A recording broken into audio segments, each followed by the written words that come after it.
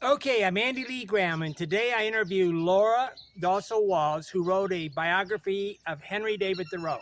He wrote the book Walden, where he lived on Walden Pond.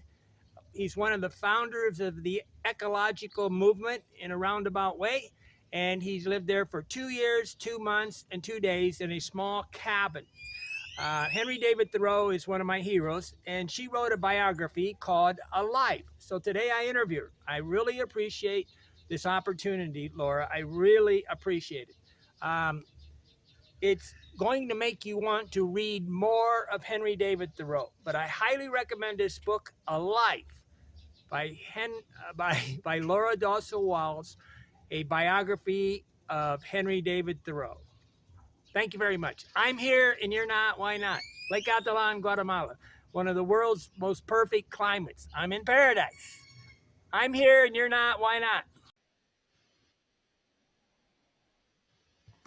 Welcome. This is Andy Lee Graham. I'm in San Pedro, La Laguna, Lake Atalan, Guatemala, one of the most beautiful lakes on the planet. That could be debatable, but for sure one of the best climates on the planet because it's at 5,000 feet. And as you go up in the air, you reach a point where it's 72 degrees all the time. There's no air conditioning here and no furnaces. And today I'm going to interview Laura Dassow Walls. Did I say it correct? Right. Okay. Well done. And I'm very, very excited because we're going to be talking about the book she wrote, A Life. And it's about a life. It's about Henry David Thoreau, which is one of my heroes.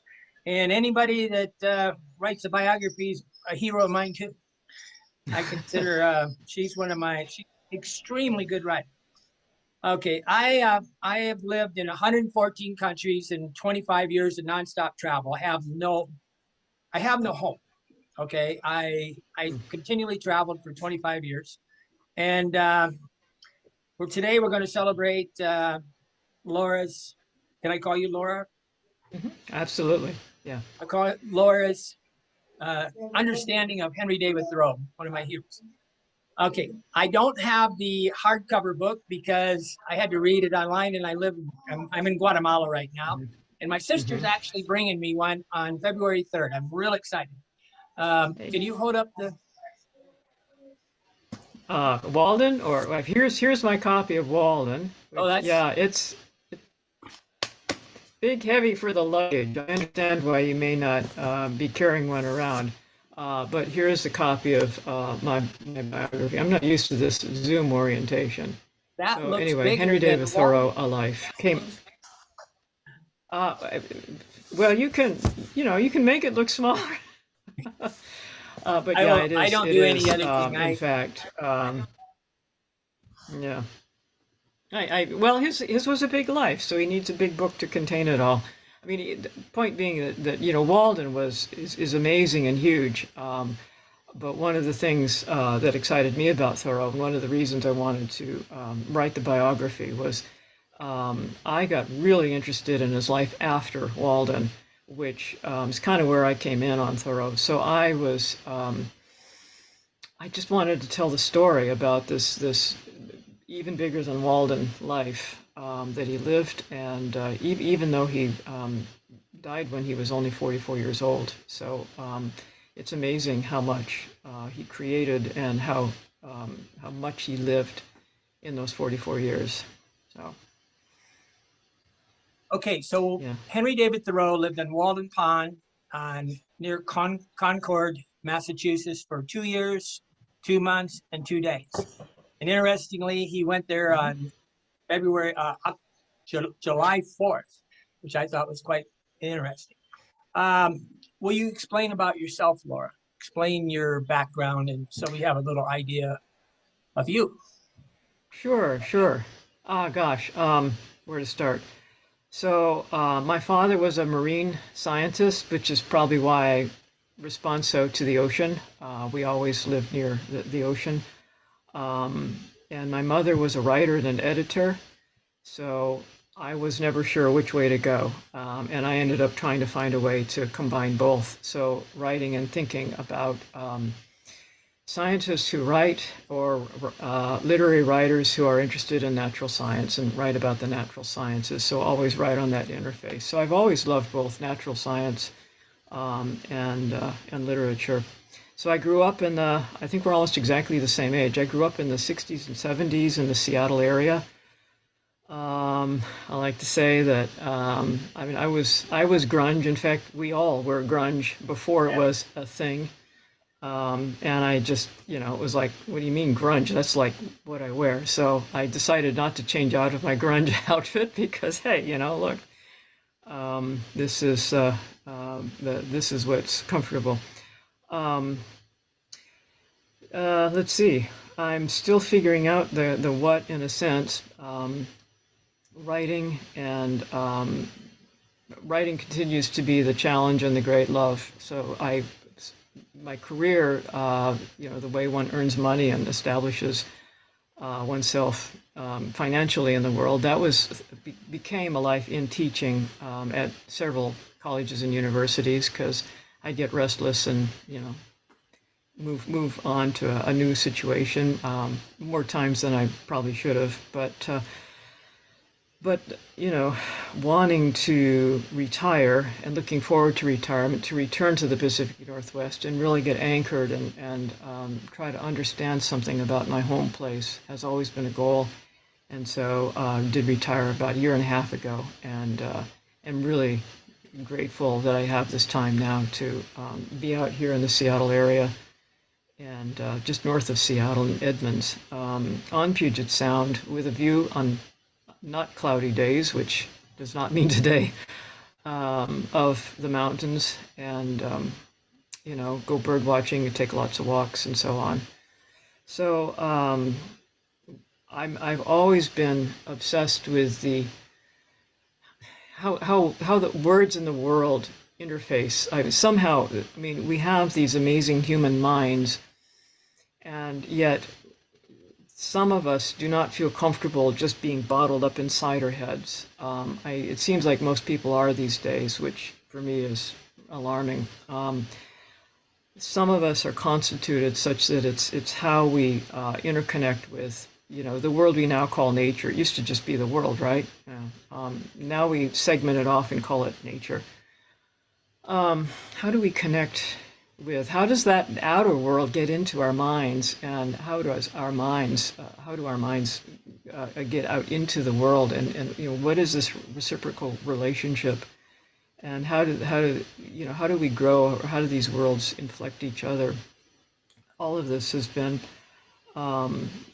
something I don't know how one comes to these things, but I've always been right on that line, and I recognized in Thoreau when I was about 15, that here was somebody who understood that and was writing about that in ways that I really just intuitively and deeply and immediately responded to. So, I didn't have to go looking. I mean, he found me, and I have just sort of, he's been next to me ever since. So I became an English professor, and among other books wrote Henry David Thoreau, A Life. And how one does all that, you have to have immense patience with, well, the process of writing, but with the person you're writing about and the career you've chosen, grading papers and preparing for committee meetings, and some of the drearier aspects, those take the patience too. I'm kind of glad that I'm no longer invested in all that. Curiosity is huge. The sense that there's always something more. I don't know, again, some of us are never content with the first or second or third answer. And so you keep going back. One of the things that when I'm writing, I keep saying to myself as you pile up, tens of thousands of facts, right? Is always saying, usually before I go to sleep, because your mind is turning these things over, yeah, but what's the story? And so what's the story that's in the facts? What's the deeper, what's connecting them, and what's the narrative that pulls things together? So I found biography a wonderful genre to work because I could never decide, as I said earlier, science, literature. Well, normally those two are not compatible. And then you add everything else to be curious about. Lives are never lived in these little disciplinary boxes that, you know, you're forced to decide, you know, what to be. And so in writing a biography, you go where your subject goes. If he goes to Walden, so do you. You know, if he goes up in the mountains, so do you. If he goes to visit New York and walk the sidewalks of New York, so do you. And it just goes on and on. What he reads, you read, and so you can go anywhere. Um, Thoreau read ancient Greek. I wouldn't say that I learned ancient Greek so I could read all that too, but I did a little. You know, you never know where your subject is going to take you. So it takes patience and curiosity. You journalize the same as Henry David. You write a journal daily? Um, I have always kept a journal, but erratically, not nearly as methodically as his. He kept a kind of erratic journal when he was younger, and interestingly enough, there's this moment in time. It's after he left Walden when he was kind of at a crisis point. His first book, the one he wrote at Walden, A Week on the Concord and Merrimack Rivers, that had not been the great success that he'd hoped, and he had imagined himself becoming more of a writer, that is, somebody who could write for a living, which was still a pretty uncertain and new thing in America in those days. Very, very few people were really able to do Yeah. that. But you know, one reason to live simply is to imagine that you could live simply and be a writer and not have to spend your time doing something you didn't much like doing in order to earn money. Well, that was the crisis. So one of the things that came out of that crisis was he dedicated himself to walking every day out in, again, what we now call nature. I mean, he called it that too, but of course, it used to just be the world. Walking out in the world, uh, he tells us it was 4 hours a day. I think sometimes it was two. I think sometimes it was 12. It depended on what he was, how much time he could spend with it, and where his interest took him. And he would come back and write. And he starts this as an experiment in writing. So he starts by taking walks and he's writing as he's walking. You know, it's you know, I am taking this path. I hear a bird. I stop to make a note in my journal. Now my feet are getting wet, and that's this sort of total immersion in in this world. And he starts to use the journal to experiment with how could one live um, if one lived as a writer in the world, and what could words do to convey the sensual experience of being in embodied being in this very rich and holy, again, um, all of our senses responding. uh, to, how could you put sound into words, could you put taste into words, and so on. So then it became the main work of his every day. So for the rest of his life, he did that. And I'm nothing as near as methodical. But I The do think the practice of writing, ideally daily, as that's what the writing instructors all say, turns your mind towards the world in important ways, whatever world you're in. And the practice of finding language keeps the mind open to both the resources of language and poetry and what's happening around you. I primarily, when I read this the first time at age 15, I keyed in on the 1 day a week work and the 6 weeks Mm-hmm. and thing. Plus, but I still don't understand exactly. They talk about the first chapter or the book as being an experiment. I really don't understand it. Plain. Yeah. Well, it's a different way to think of life. We tend to, and I'm, you know, all the students I've ever taught, you know, you're tracked. So you spend a lot of your time thinking, first of all, which track is going to be my track, thinking that somehow you've got to find the right major in college and the right job, and the entry level job will lead you to the next and the next. Um, and Thoreau, you know, he had his early years when he was doing something very like that. And it didn't work because nothing clicked for him. And I mean, sort of like failure after failure. And so at some point, the thought of why am I even, why am I living like this? Why am I tracking myself? The world, the universe is wide open. Can I not find another way to live? And so going to Walden was absolutely an experiment. Um, he didn't really have models. So there wasn't, like we have Thoreau as a model, right? But he didn't have somebody he could look at and say, oh, well, I'll do like that person. So it grew on him gradually as a kind of frustration. He lived in a house. His mother kept a boarding house. His father kept a shop. There were always, the house generally had 8 to 10 to 14 people living in it, and he had chores and he had to help out with everything. So he was always busy and always called upon. And where do you get the quiet space to sit down and sort of, this project coming, who am I? Who am I in the world? What do I want to do with the rest of my life? So, and he wanted to write this book. So Emerson had bought some land on Walden Pond, and there was talk of, it was kind of in the air in those days, if you were a poet, what you did was you built a little shack, right, out in the woods or on a lake or, the seacoast, and you like sat there and thought great thoughts and wrote great things. Emerson never built his writer's cabin, but Thoreau did.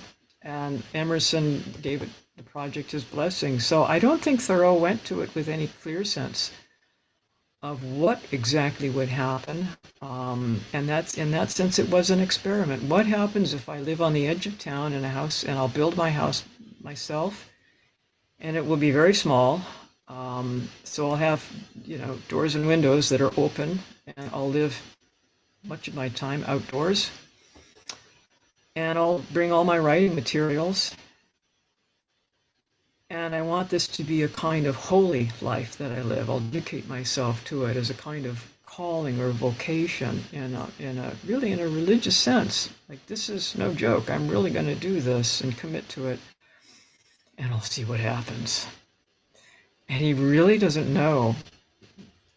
I mean, now we look at it and say, well, of course, he's Thoreau. How else could it have gone? But, it worked. It worked for him.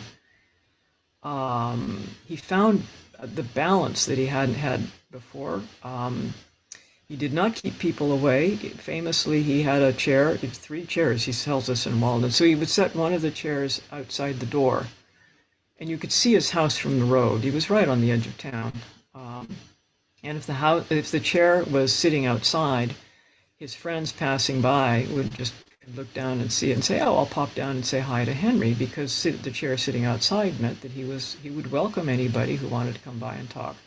So there were days when obviously he spent a lot of time chatting to whoever came by, and other days when he was either abroad on a walk or working, and really intense, and he kept the chair inside, and people knew, don't bother him, he's writing. And that gave him, that simple kind of mutual respect. And his family would come visit. He would come do his chores with them and have dinner in town at least once a week. That kind of freedom, right? And the mutual respect of the townspeople to just, hey, let him do what he wants to do. There was some talk. There were a lot of questions. Walden started as a book to answer the questions everybody was asking. How do you do your laundry, right? He started to write in response to the questions, and things grew. Things grew from there. Walden wasn't a thing that he did. It was an experiment, I'm saying, from the very first. And by the time he left, he realized, I think, that all of life is lived like this. We never know what we're doing. I mean, we're always experimenting because there's nothing certain. Everything changes all the time. It's a very dynamic universe. And there's the train out my window. You have trains. So whether we admit it or understand it or not, we're right on the major north-south coastal line. So You're the Thoreau had a train too, right? sense of all life is what's that? Thoreau had a train also. Yeah, he did indeed, and it occurred to me. I even have there's a kind of lake.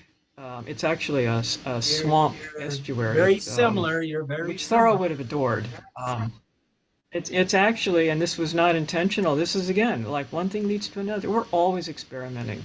Right, right. Um, and so life is an experiment. And if we really truly understood that, I think we'd be a little easier on ourselves and we'd be more willing to try things that are really quite frightening. Like if you're absolutely miserable in a job that you feel you cannot live without that great income that the job gives you. I mean, it's harder now. The Thoreau lived in a much more, in many ways, a much more forgiving universe, and it really disturbs me how rigid things have become and how expensive, at least in the United States. It's just you really do feel, how do I pay for health insurance? And I got to have a car, and how do I pay for car insurance? And I got to put gas in the car.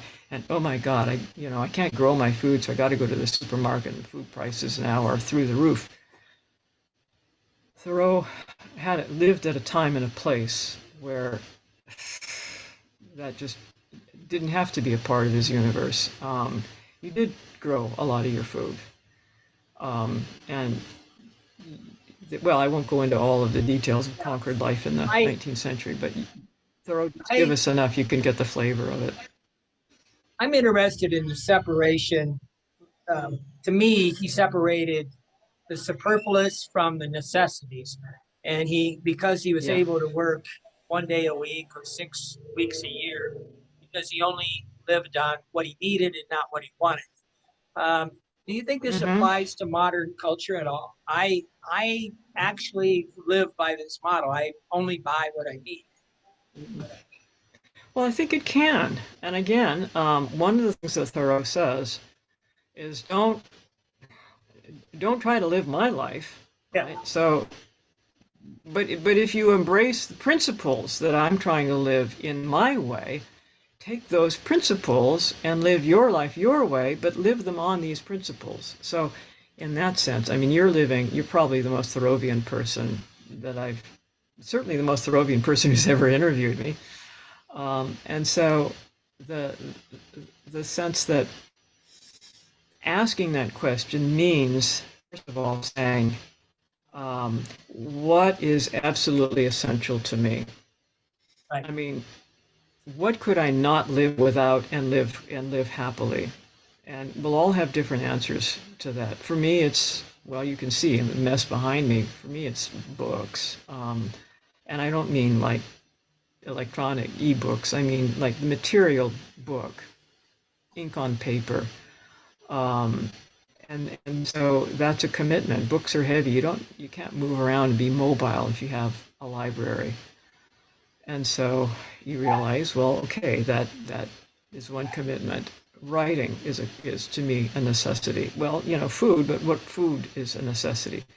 And you start asking yourself, do I need 6 closets full of clothes, or can I get by with keeping a narrow range of colors and styles and wearing, am I willing to go out into the world wearing pretty much the same thing every day? Um, from what I see, most people are desperate not to do. They want to wear something different every day. So I I don't think that's necessary, but you have to. Did it ever occur to you to ask it? You know? I just had Yeah. Go ahead. 8 shirts made exactly the same. They're made here Ah, in I love it. Guatemala When I because find something I like, I I go buy many of them, yeah. and then it's like that's done for the next 10 years. Um, well, I do live a lot like Henry David Thoreau. I told you I lived yesterday. I told you I was on the phone. I live in a 16 by 16 room. I went home and measured it, and it's 9 by 15 feet. Hmm. And I've been living in one of these rooms for about Yeah, 25 years, which is very actually it's very that, liberating. To that only have is, a backpack. Just yeah. really feel free. Well, that's it. I mean, you're the decisions you make, if everything has to fit in a backpack, a lot of that hard decision making, like do you take the library? No, I mean, and then you really have to think. And then, of course, again, the experiment is, can I do without this? Well, you try it and then you find out, no, I really can't do without this.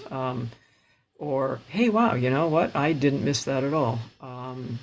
And so you keep trimming your boat, so to speak, trimming your sails as the winds turn. You adjust. Can we pause? I want to start and start again. Sure. Yeah, I see that we're going to. Right. Oh, okay, Laura, as a young woman, and when you first discovered Walden, Henry David Thoreau, can you describe what it was like at this age? And I want to know why the chapter economy was so special, especially when there's a lot of there's a lot of him talking with disdain about the society in general. What Yeah. was this whole scenario when? I mean, I was in the same scenario, right? So I want to hear Yeah, your. I can imagine. So, well, gosh, I think partly it's the era in history, right? And if you know anything about history and you know the 60s, and this would have been for me about 1970 or so. And so Vietnam War was still going and the draft was still going and we were all very aware of all of this. And we got an evening newspaper that would drop on our doorstep about 4 o'clock in the afternoon, and I would bring it in on my way home from school and look at the headlines. And every headline every night seemed to be more people killed. And I mean, it was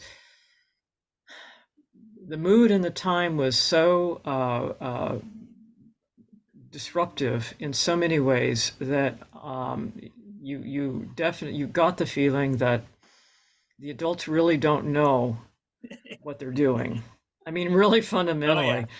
fundamentally. And so the sense of a new world, a borning out of the chaos that surely. I mean, the great hope of the '60s was the countervailing force, right? The chaos on the one hand, but the sense that things are really coming apart. Institutions are coming apart, and so here's an opportunity to rethink in a kind of utopian sense.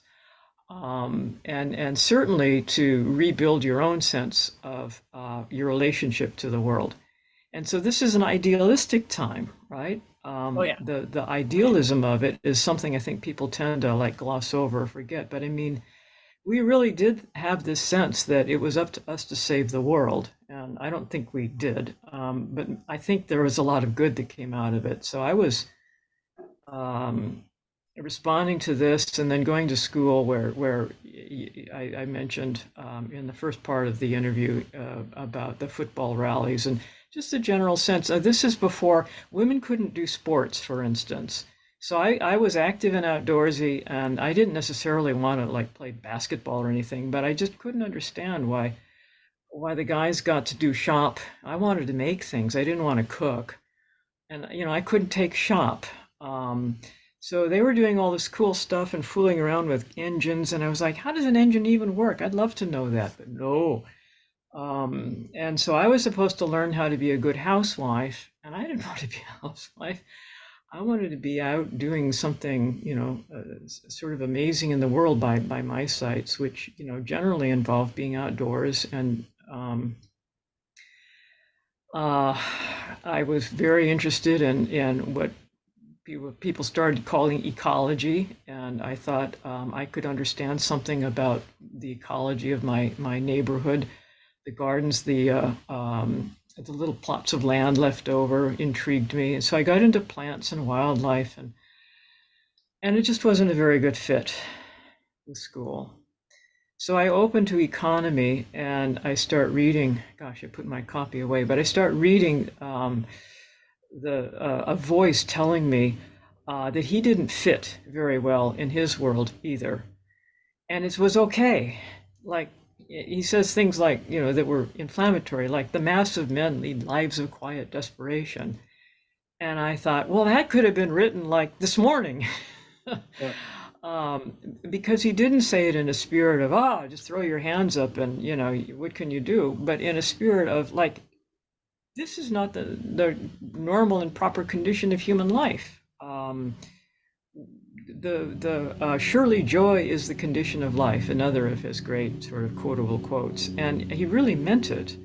And so here was this angry voice, um, infuriated at older people for basically blocking a kind of new way of thinking. And he was writing in 1854, from the 1840s, 1850s, but it felt very contemporary to me, and it really spoke to me. And the other thing was, again, as a woman, I hadn't had the voices. This was 1970, right? There were not the voices telling me that a woman could be whatever a woman wanted to be. I mean, this is before all of that, and it was all starting to happen. But kid out in the suburbs of Seattle, it hadn't reached me yet. And so here was this voice. It didn't care what. I mean, he speaks about some of his favorite visitors were the young women who came and they would talk and they were curious and they were interested in everything. And I thought that would have been me. So I didn't hesitate to think that of course he's speaking to me, and it felt like such a direct, powerful voice to like figure out what it is that you're built to do, what you love to do, and figure out a way to live to make it possible. And we were talking about what's essential to you, what really matters to you. And so I had to think about, well, what does really matter to me? And can I figure out a way to live to make it central to some kind of, I mean, imagine a life, a career, making money. How does he even do those things? So Thoreau had some answers and some prompts and some inspirations. And so even before I got to the end of the chapter economy, I remember the exhilaration I felt, and I kept reading, and I loved the rest of the book. But I knew I wasn't going to go off and build a house, Sure. on Walden Pond. So although I did entertain a fantasy Um, for some time. But the thing that's important about that is some people say, well, it's totally unrealistic because that's what he's telling us to do. Well, no, obviously, we're not all going to go and build a house on Walden Pond or any other pond. And his point early on in economy about, first of all, I'm not speaking to everyone. So he mentions, I'm talking particularly to poor students, which is a lovely phrase. I was a good student, but restless. But of course, poor students can mean impecunious, right? well, We were all poor. It can also mean that you just don't follow all the rules. You were poor in the sense that you're the one sitting in class thinking, I want to be outside doing things, not in here memorizing stuff. And teaching also was very wooden and mechanical, teaching to the test, all that. So poor students could mean, creative people with lots to offer who just didn't quite fit. And I identified with that strongly. So I loved the later pages and later chapters too. But, I was in Seattle. This was New England. It was a very different landscape. So I kind of adapted all of that to what I saw around me. The social justice voice of my Walden was packaged with civil disobedience. And of course, that was one of the texts of the 60s, civil disobedience. And so I took that to heart.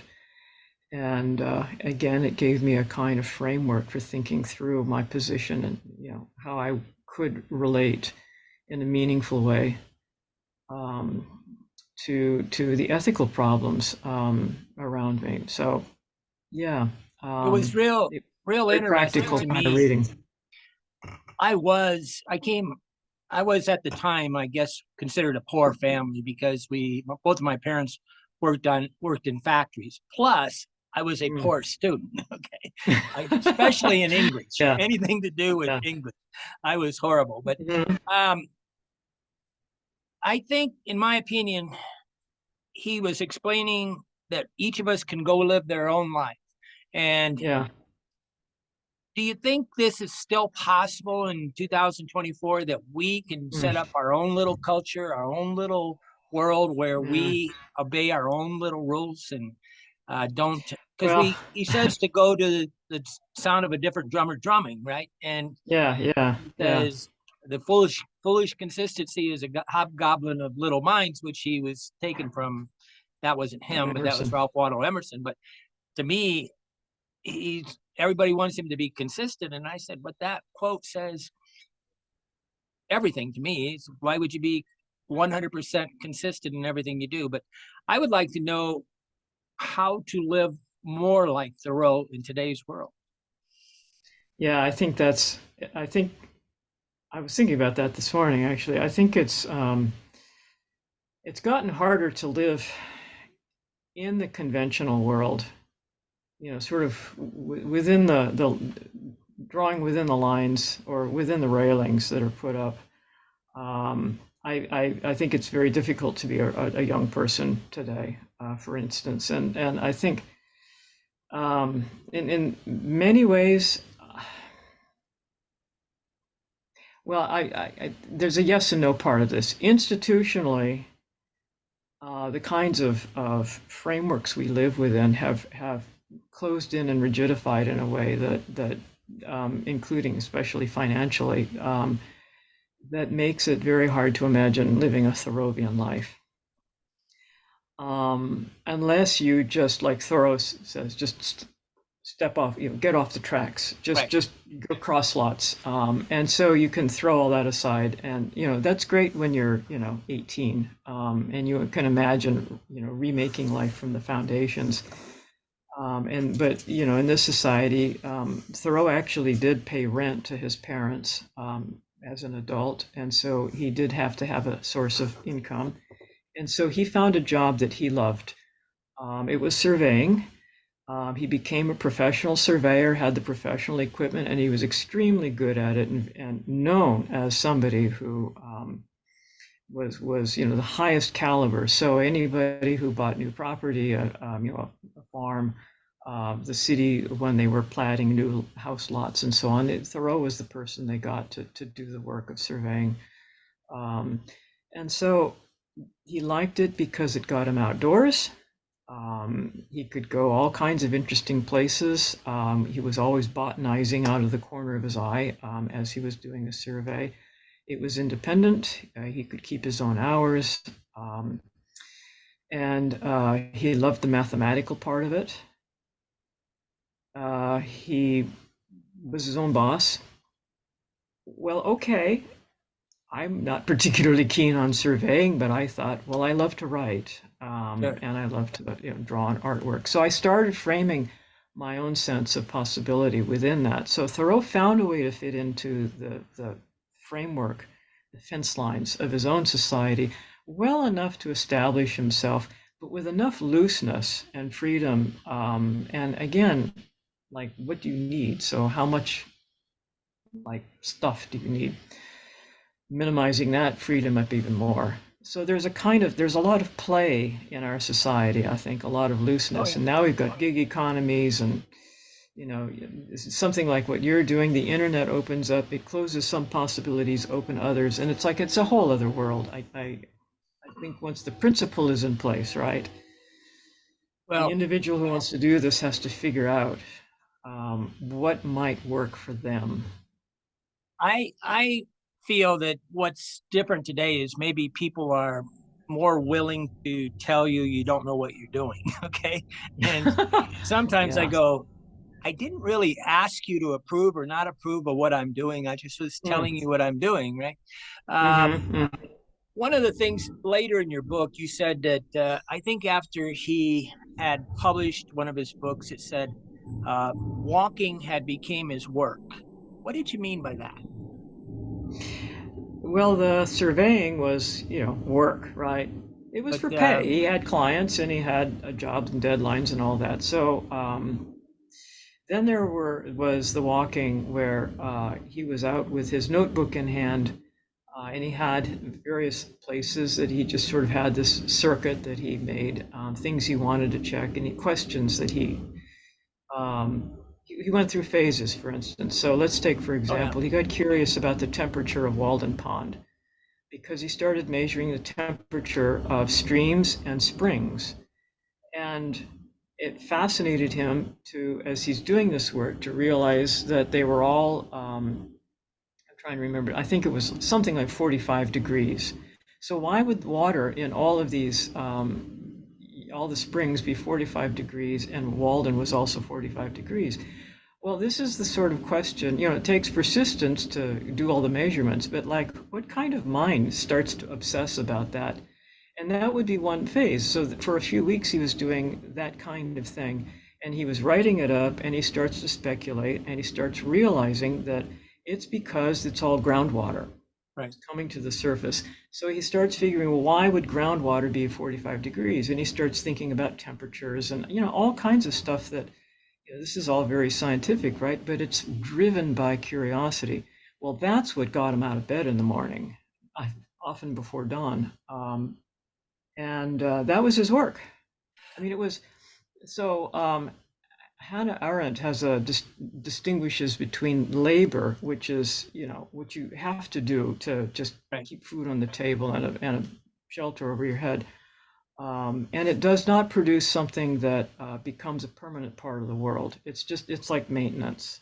So we all have to do this labor. Right. It's part of being human. Um, and then there's work, which is creative, and which is work is what builds something new out into the world, opens creative possibilities, create works that last. And so Thoreau, I think, sort of intuitively had that. Of course, he had to labor. He called himself a laborer. He did all kinds of, he was the guy you called when you needed some work done around the farm or around the house, whatever. Handyman. I want to ask But you a that question. was not work. Yeah. He went to Harvard, okay, Yeah. and then he's doing this manual He labor. did. Okay, was Yeah. he Yeah. rubbing this in their face? Well, some people thought so. It Certainly some seems of to the me Harvard that if I went graduates. to Harvard and then I went and Well, worked as a surveyor, they might look at me like I was being they did. I mean, disrespectful. that's part of why he was known as a town crank, and there was some resentment. It was like, this family scrimped and saved to send, they couldn't send both sons, so they picked Henry, and scrimped and saved, and he got a scholarship and all that, and struggled to, afford Harvard and got through it, and with a decent grade. And so here he was, and what was he doing with all that Harvard education? So yeah, sure, there was a lot of gossip about him. Confusing for me. I was going, you got Harvard, then you got the love of nature, then you've got these Mhm. common laymen like the Indian friend of his and the Mhm. hermit, the different people that so he's got these three elements where he seems to relate to all of them. And that Yeah, is not the way society is. They like you to stay in your channel. right, right. And he very, very much knew that he was not in the channel and would not stay there. And it's interesting to, I really enjoyed learning more about him as a young person in that basically the age of my students, because he wasn't born thinking that, he wasn't born this free spirit who was rebellious and trying to sort of break the mold and figure out his own way of doing things.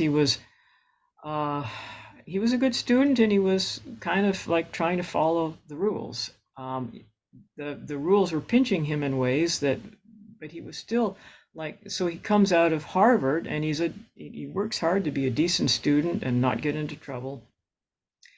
And he becomes a school teacher straight off. There was a great job just waiting for him. He was very Right. lucky. And within a couple of weeks, he's fired from the job. Well, why was he fired? Because, and again, think of the time period, the job of the school teacher was to keep the boys and girls, sitting quietly at their desks, working hard or laboring hard, whichever you think Sure. education. was in that very disciplinary sense. Thoreau was supposed to beat them. I mean, and I don't mean metaphorically, but I mean physically, like Right. take Right. a crop and whack them over the hands, or even there was a bullwhip, in the teacher's desk. A really outrageously behaving student was supposed to be literally whipped, and Thoreau refused to do that. So his philosophy was you encourage students. You never strike a child, Right. Right. never. But in the proper way, because he was a reformer in education. He believed that the way was to inspire students, and to encourage them and model for them the best and most ethical behavior, right? And Right. so and show them that this was a better way to live, and you would want to do this not because you would be beaten, but because you could see that you get along with you would uh, things would just, instead of resisting and living a life of anger, and uh, well, a state of fury against the world, that in fact, it's a good world. Remember, joy is the condition of life. You would Sure. find a way to live a more joyous life, and you would want, as a child, to do this, and you would find your own path to this joy. But it would be among a community of people who were equally oriented to this kind of joyful experience. And sure, there'd be problems, but you would meet and work them out, and so on. Model that in the classroom. Okay, so here comes the school superintendent, observing the young teacher's the new teacher's classroom, and sees that students are talking in class and they're shifting seats, and they're doing all the sorts of things that they're not supposed to be doing, and the teacher's letting them go. And he was taken out of the classroom, that Thoreau was, and ordered to discipline his students, which meant to beat them. And so he went back into class, and he selected a boy and a girl, and he struck them over the hand and beat them. Right. Right. He didn't whip them or anything like that. And as far as I can tell, it was literally one boy and one girl, um, and walked out of the classroom, and just left everybody sitting there with their mouths gaping open, right? And then he came back. The students came back the next day, and he came back to school the next day. And the boy who he beat, whose hand he struck, writes about this, how he came back and sat down with them and said, this is why I did what I did. I will, and I basically apologized, but explained, I can't do this. I can't be your teacher, because this is what they asked me to do, and I will not do it. And so, and he quit. He fired himself. He was fired, whichever. So there's the ethical person who's meeting up against the bounds and says, and this is civil disobedience, right? Oh. He's years away from writing the essay, but he's literally living it. If my job requires me to strike a student, I will quit my job. Right. Very moral person. And if everybody lived like that, no student would ever be beaten, right? You would revolutionize the educational system like that. And so that's the principle of civil disobedience. Right? There's a saying in the British called "I can't be bothered." Okay, and to me, he reminds me of the British saying, "I just can't be bothered with this," right? And he just goes his own way and says. But what's really captivating is we have Concord, Massachusetts, then we have all these writers, Walt Whitman, and we have the Fuller woman, and we have something about this whole area of the United States was a creativity hub, and something. What was happening in this area of the United States that suddenly we have all these writers, we have just Harvard's right there, then we got Concord, which was the beginning of the American Revolution. And you got all this stuff happening, and this is just a little village. I think it's still a little village, right? It's still, it's a little bigger than that, but it's still very small, and it's a lovely place. Absolutely, it's the sort of place as a tourist you can go and really find a lot of wonderful places to see, and if you're into literature, if you're into history, into nature, there's so they keep this ethic going. I've wondered about this partly. Oh gosh, you have an ethic of literacy and education. I mean, I Right. just sounded very negative about this was a public school that he was teaching at. Because that was the nature of public schools, there was also a private school, which he had gone to. He and his brother and sisters had all gone to this private school, where they inculcated, an ethic of education, and you have, and this was common. So one of the things Thoreau did after he quit school was found his own private school, which was very successful. He and his brother together taught this, and it filled a capacity, and he could have done that for the rest of his life if Right. he'd wanted to. So that. Oh gosh, I lost the thread of your question. Remind me, Well, where should I it's take this? what was there's a interesting phenomena that happened that all these writers Oh were. yeah, the What whole. was the background that happened that made all these Well, writers emerge? I mean, it think must about have this. been like Okay, it was a breeding of writers, yeah. and it Think about Thoreau's made you lifetime. a writer Okay, too, right? You became true. a writer. So think about, here's a boy growing up in this Concord environment, and he's going to school with curious and educated people. Both this is an environment where he's at the boarding school where all the interesting people in town go to board at the Thoreaus and they talk. Right? There's conversations. This is post-revolutionary America. There's a sense, the heart, literally the American Revolution founding in Concord. New England had a kind of ethic of town participation, communal participation. This was the way people were. You went to town meetings, you spoke up, you got involved with things. There were men's groups for, like Thoreau's father in the Tree Society, like planting trees, or the Farmers Club. The women had the Charitable Society, where they took care of the town's poor, etc. Everybody got involved with everything. The ministers, there was the role of the churches in keeping the community kind of knitted together. Well, that was starting to come apart. So there were all these controversies and new religions and new churches being founded, and a whole discussion of, what is religion anyway? Should you belong to a church? Maybe there is no church. This was the rise of what we started calling secularism. This is all happening, and this young boy is hearing and talking to all these people, and he's not the only one. Everybody is.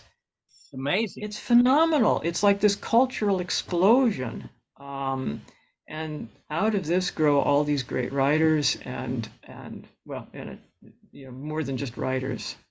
What somewhere along the line, this idealistic utopia world, they even went further, like the Brooks commune, I think it was. And you had all these various communes. I don't know if I'm saying that Yeah. right. That he was invited to join, but he wanted to be alone.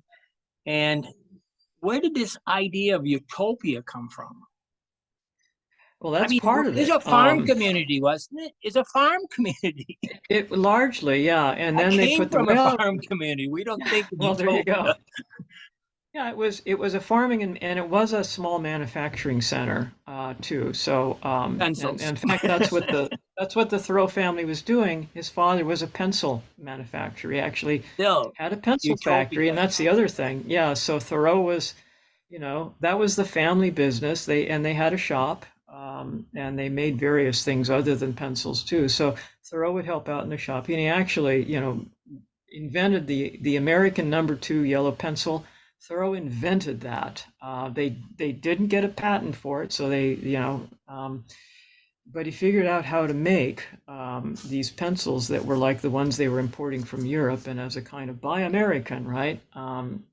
He figured out the formula, and it spread. So and then the Europeans, the Germans came in, and they already had they originated it, but it was secret, so they brought it back, Sure. and that became the pencils we know and love today were descended from the German manufacturers. But Thoreau, they made great pencils, Um, You that know, what's interesting in drafting, I think we use a number one pencil oh yeah, the because harder drafting has got thing. to be really, and he was a Yeah. surveyor, which is Well, one step away from drafting.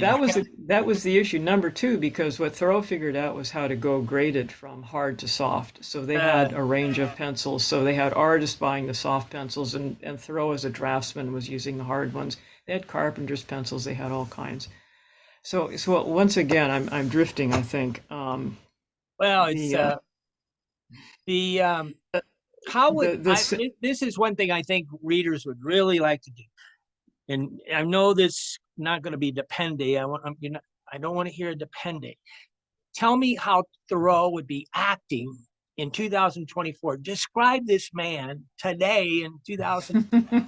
I want to hear what you would think. You have the best, gosh, most intrinsic. yeah. You've got the most intuitive understanding of this man, maybe on the planet. Oh, I don't know Describe him about in that. But describe him in today's terms. um, What would he look like? hmm. Well, you were mentioning communes. He lived in a commune. I mean, that's the point about the boarding house.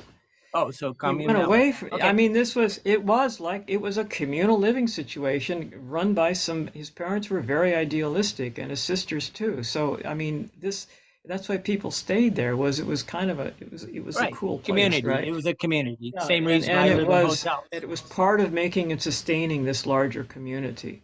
So he did investigate. So we haven't talked about transcendentalism, which was the Right. kind of semi-organized movement of idealists that sort of came into being around Thoreau, and fairly soon he became, one of the members.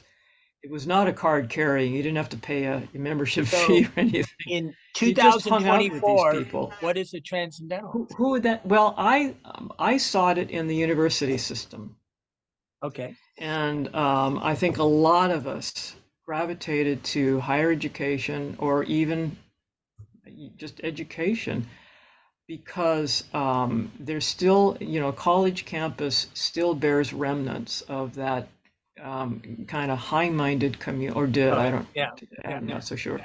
But that sort of high-minded, we're all in this together. This is a teaching and learning situation. But we are all teachers. We are all students.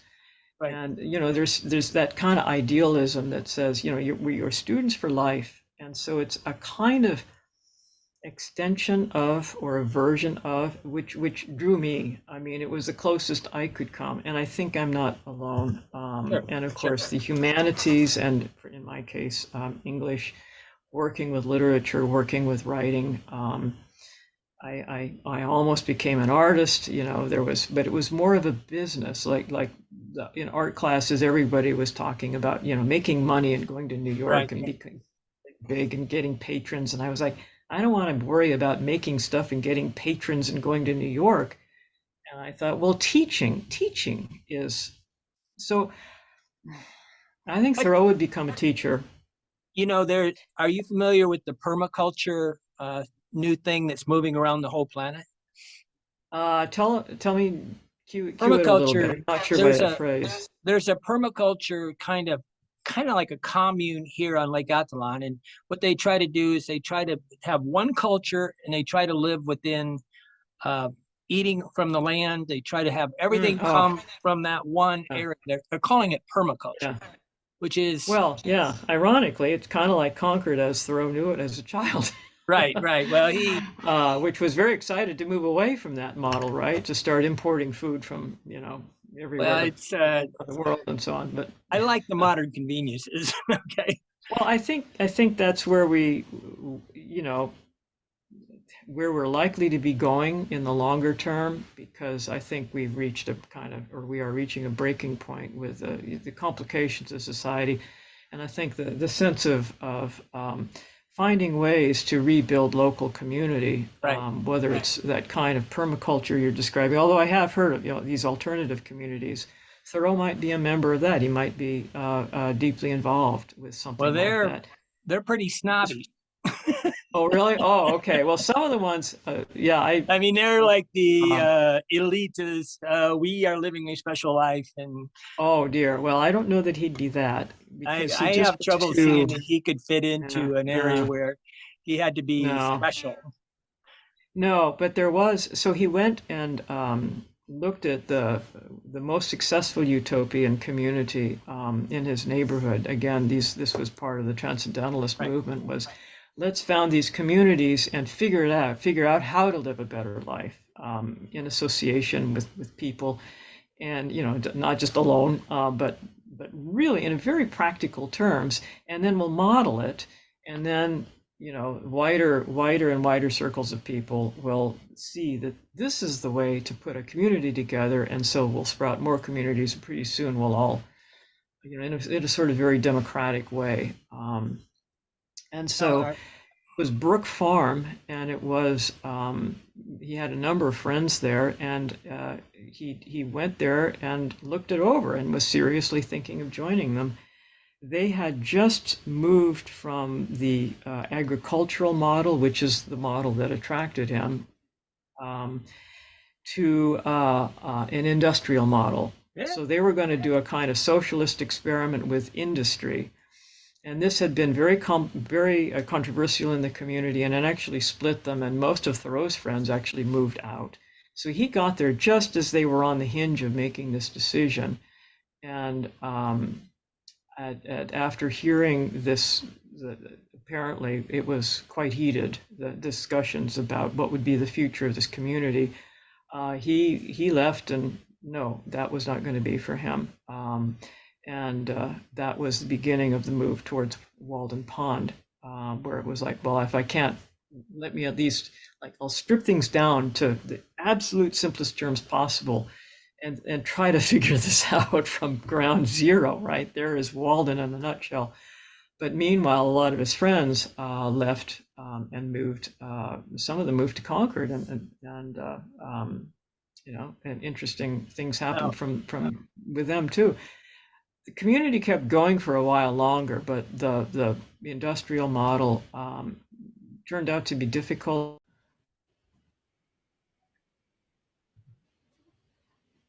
Okay, so Thoreau did think about going into a community, a sort of commune, utopian community.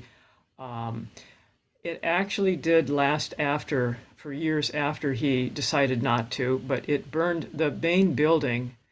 They were in the process of building it and expanding, and that building burned down, and they were financially bankrupt, and that was the end of it. So the community he thought about, like how many utopian communities have lasted? So there was a sad end to it. He went to Walden instead, and he lived there, as you said, a little over 2 years, and wrote the book he went there to write, and then moved back to Main Street. And this is what's really interesting. That was not the end of Walden. I mean, he eventually writes and publishes the book, but the community that he built there was the community that could radiate out from him as this sort of independent agent in the world who is expanding his sense of relationship, not just from person to person as in human terms, but to the non-human world, right? So this is the beginning of environmentalism and the right. environmental ethic. Something about living at Walden and the intercommunion with the living world around him opened his mind, and sort of a dazzling sense of I am alone, but I live in a community here. Right. The plants and the animals around me, they live in a community, and I am their visitor. And I am, he's inside and outside simultaneously. So this is such a deeply radical and beautiful concept to him. He spends the rest of his life exploring it, but he brings it back to Walden. I'm back to Concord.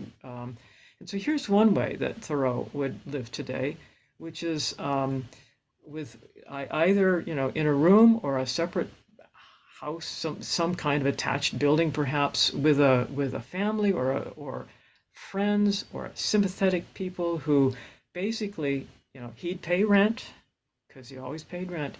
He would live very simply, and he would live freely. He would do what he did, do today what he was doing in his own life, which was he would walk, he would write, he would lecture, um, he would get somewhat involved in town activities or whatever situation, whether it was a town or a village or a community of some kind.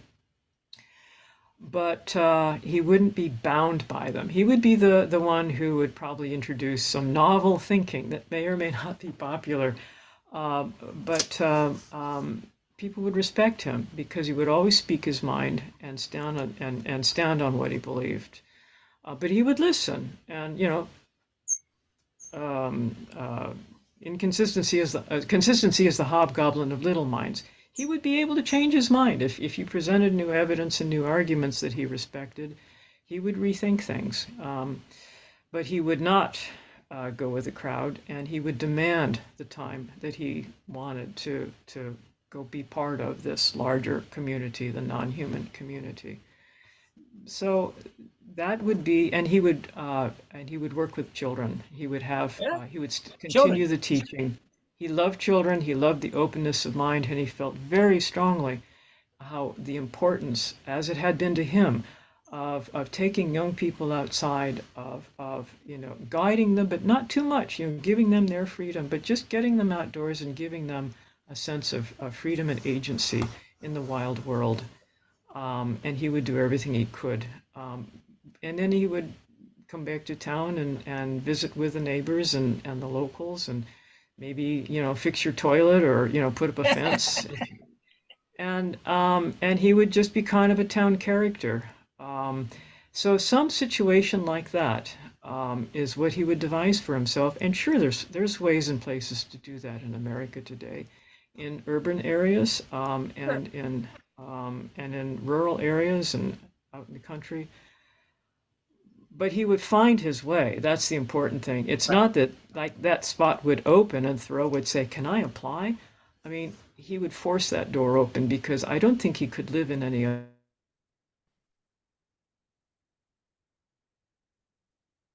It took him a while to realize that he just couldn't bend his mind to Right. fit in all the little boxes that were available. So he made his own life and insisted on it.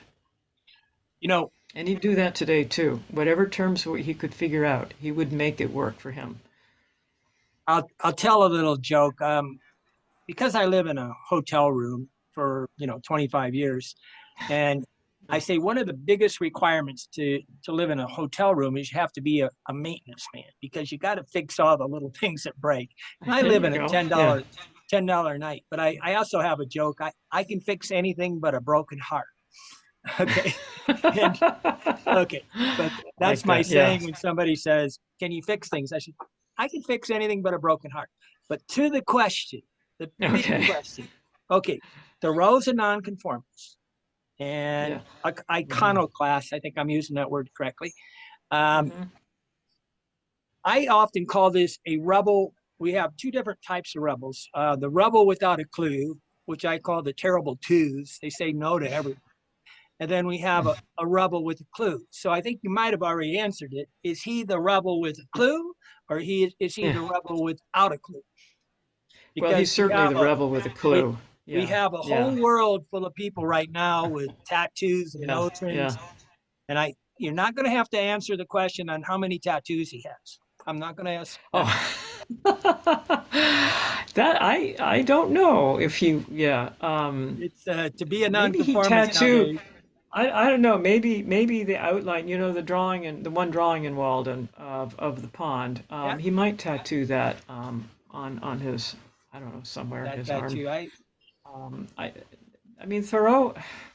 It's funny. He was experimental enough that it's hard to say he would or wouldn't have done any particular thing because he would try lots of things and make up his own mind. So yeah, no, he definitely had a clue, and I think that's part of what makes him feel sometimes like a scold sure, because he sure. was not somebody who said you do you and I'll do me and whatever happens is fine. No, I mean he had a moral purpose in the world, and so the part of Walden where he talks about going to Walden. It's the famous line. Um, um, you mentioned it once, the realometer, Right. The that real. um, to clear away the mud and slush of opinion and just keep digging until you find hard rocks in place, right? And then you could build your new world on those hard rocks. And so Walden was that experiment. There's that word Yeah. again. In creating a world that had that real ometer, one of his fun words, and but with a real purpose. Is it, look, there are realities of life that we need to figure out, understand what they are, and work within them. So part of it is ecological realities, and that was the whole point about, like, what do we eat? What kind of a shelter do we need? But eating was where it got hard because it's like, oh, this is great. This is all happy harmony. So he struggles with this. So because he loves fish, right? Yeah. Now, why But is he that a doesn't want to kill struggle? them. Because he doesn't want to kill him. His ethics tell him not to kill another living creature that is an animal. Of course, he eats plants. Now you could argue plants are living creatures too. Um, but he was absolutely repelled by the thought of eating animal flesh. And so, and yet, he loved to fish, and he loved fish. So he wrestles with this and tells himself, don't do it, don't do it. And then he goes and, eats a trout or something and just beats himself up over it. So he thinks of this as his animal nature, right? Like some animal nature is forcing him to want flesh, and some human nature is saying, no, I know the right thing to do and I must do it. And so I will control my animal urges. And then he starts wondering, what kind of a division is this? Humans control animal. That's whoa, whoa, whoa. I didn't mean that to happen. What's wrong with this? And so it's taking on this terrible ethical truth because he looks around, it's like hawks eat Yeah. animals too, and Mean world. and the cats. He loves cats. They always had a cat, or two or three or six in the family. So he loves cats, and hello, they're obligate predators, right?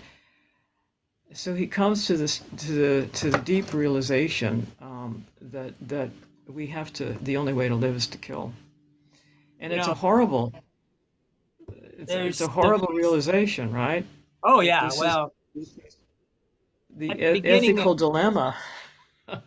at the beginning of the second chapter, he talks about to whether he went there to discover the two sides, the good side and then the meanness. Yeah, yeah, And yeah. The meanness. and on the other side, I never quite he doesn't really, as far as I can see, address the meanness of nature, right? There can be really some mean things about nature. That's something it has a hard time with. The meanness of humanity, he's all over that, and he Oh yeah, writes, he again, the great classic constantly. about that. So he'll, but the meanness of nature is something, and actually, that's one of the things I will always be haunted by the Thoreau that we would have had he not had tuberculosis, Right. had the tuberculosis not flared up and killed him. When it did, because he'd read Darwin near the end of his life, and he was grappling with a problem.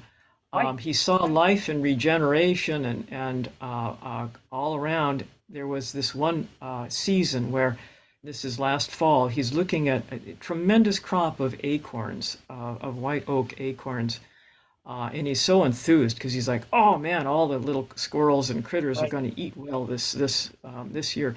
And then there's an absolute killing frost. I mean, one of these desperately cold, we'd call it a polar vortex, wiped out everything. So he goes into the woods and takes apart the acorns, Right. and they've all been frost Right. killed. Yeah. They're all dead and rotting inside. And he looks around at the, like millions of acorns, and he realizes that all of this winter food has been destroyed. And he's Meanness, the absolutely meanness of baffled. nature. the meanness of nature, because creatures are going to die for starvation in Right. this winter, and this is not logical.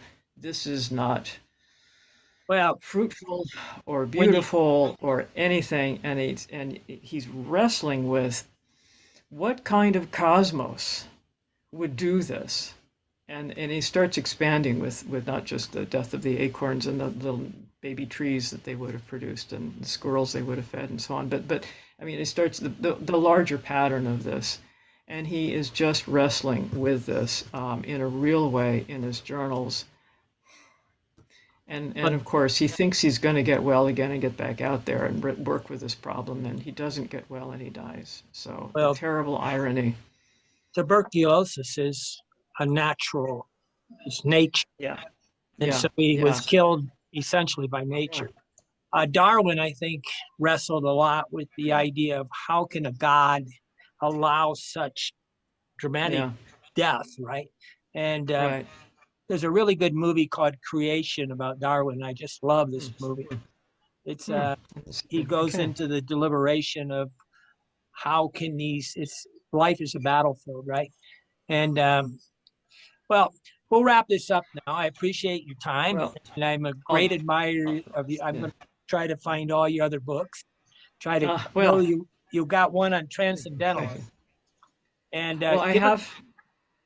I have one on Alexander von Humboldt, who Yeah, is the scientist and humanist who was so important to not just Thoreau, but to all of 19th century America, and very much to us today, because he's the one who invented the concept of ecology. So yeah, all that springs from Humboldt, and I got fascinated by this. sure. So I have that book and something on Emerson too. It's a little more technical, and of course I'm writing now, Sure. actually a I don't think biography you could of stop, could you? yeah, Can you yeah. No, stop? I can't. But your question about how Thoreau would live today, I found somebody who provides an answer. His name is Barry Lopez, Yeah. a wonderful writer who lived in Oregon in a house in the woods for 50 years, but traveled. So he was kind of like you. He had to travel. But then, like Thoreau, who also loved to travel, he had to return to this anchoring land. And so there's this duality here that becomes this both a little tension, but this beautiful, fruitful engagement with the world on these different levels. So I'm writing that now. Good. So I'm I looking think, forward. Thoreau was a rebel with a clue, but he was convinced that that clue had a clue for all of us, and that, it's not that there's no solution to this. We can live in better and worse ways. And so, given that, we need to choose better ways, and we need to keep examining ourselves and examining our friends and our compatriots and our fellows and even our enemies, right? And ask, how can we live in a better way? And I wish there were more Thoreauvians in the world asking that question today. I see his book as being a guidebook to life, Yeah, and yeah, it's exactly. even he has them all the different 17 chapters. I think he has all the different categories of a guidebook, and Yes. and And the I've key been is writing about this in one of the books I'm writing, and good. because I'm breaking down the world into things. But I will say that I avoid the meanness of nature. I, I Yeah. I go Yeah. to the tropics, and I'm like I won't Ah, go to Europe when it's winter. yeah. I said Kazakhstan and those places they get cold. Mm, You know, yeah. Yeah. I went in Tibet in Well, November. It was crazy, which is Tibet in winter is not the place to go. yeah. But Oh my goodness. Yeah. Well, I was okay, going to say that the key for Thoreau is that you are reading the authentic life and the authentic guidebook of a human being named Henry David Thoreau, but he is also putting himself out forward to us. There's a lot he doesn't need to tell us because it's just the struggles in the back room that he was having. He tries to put his best self forward in order to model for us, not to say imitate me, sure. but I He's tried my best to live an authentic and ethical life at Walden, and it gave me immense joy and converted me to a new joyful view of the world. So he's in a very dark place in economy, and he's angry and he Oh, wrestles, furious with the world, furious with himself, so Walden is a working through of all these stages until he emerges at the end, and sort of earns this, and he does it for all of us, not to say, "Look at me, wow," but to say, we all struggle through this. My struggle is your struggle if you are willing to engage it in your place, in your time, in your way, in your terms. But know that we live in this world in common together, and we need our real-o-meter so that we can all be guided by something real, not some fabulous invention of our minds, which are subject how to beautiful. all sorts of darknesses. Yeah. Can you hold up your book? You have it by chance Oh, close? sure. Yeah. We're talking about her book, A Life, Yeah. Thoreau. Yeah. So it's I'll got try a to get picture of Thoreau. um, Yes, but it, yeah, there he is with his hair all uncombed. and we can buy this Yeah, on Amazon, or it's yeah, if you want it's to quite read about inexpensive. Laura Walls is on Wikipedia. So if you want to read more about her, Yeah, and I'm really grateful, and I can't tell you how happy I am because I'm very intimidated by you because your knowledge is so okay. high. It's not very easy to intimidate me, but your Well, understanding you is shouldn't be. I just, yeah, ordinary person who just well, stuck with something for a while. your obsession with your deep dive into Thoreau and Transcendentalist and Humboldt and these people is a is a gift to the world. Thank you. Well, thank you, and thank you for continuing to spread the word. That's Oh, all it's really about. I'm And pretty I hope much your making my whole viewers enjoy YouTube this. channel into Thoreau now, so All right, all right. Well, I'll have to check because that out. I'm kind of bored with travel. I Yeah, talk yeah. about that all the time. I really want to talk about philosophy and the meaning of life and why we do what we do, and the second chapter of Mhm. Thoreau, and I deal a lot Good. with, but I'm really big on the idea of working only 2 hours a day, 1 day a week.